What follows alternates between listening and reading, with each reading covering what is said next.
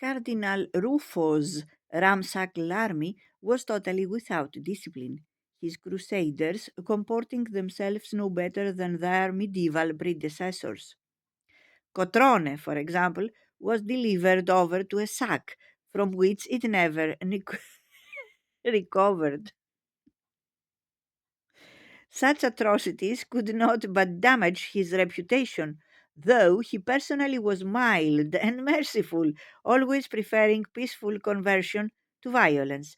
But his momentum was unstoppable, and his successes encouraged other similar movements throughout South Italy. He himself, having recovered the whole of Calabria, marched eastwards into Apulia, where he had similar success. By the beginning of June, he was at the gates of Naples, which, thanks to a blockade of the bay by a British fleet under Rear Admiral Sir Thomas Trowbridge, was by now on the brink of starvation. On 11 June, hearing of the cardinal's approach, the people of Naples broke out in open rebellion. There was fighting throughout the city. Desperate for food, mercilessly bombarded by the French from the San Elmo, Nuovo, and Ovo castles, the Lazzaroni fell on every Jacobin that they could lay their hands on, French or Italian, with unbridled barbarity.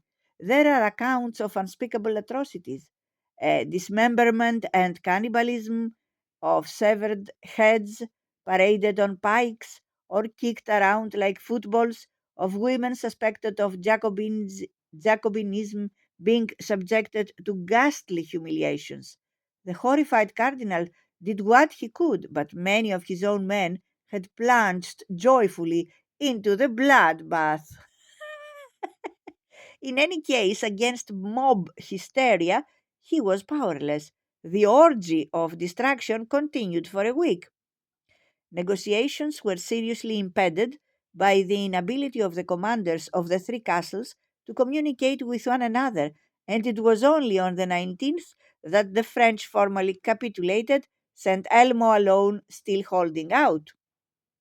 Even then, there were problems. The king and queen, and of course the Hamiltons, insisted that no mercy be shown to any of the Jacobin survivors, while Ruffo and his friends saw all too clearly the danger of bringing home a royal couple who thought only of revenge.